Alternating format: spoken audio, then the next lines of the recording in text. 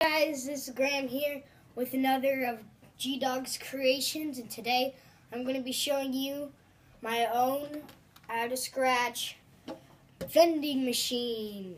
So if a guy walks up, there's a little coin slot. You just put the quarter in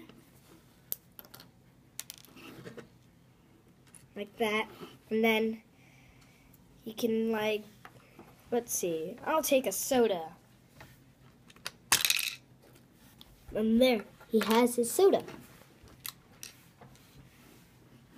And the way that works is that in the back, there's a little flick missile. You just push that, and the little item will come out. You can put in anything you want. This is a bottle of ketchup. It can be anything you want. And that's all for today. Bye!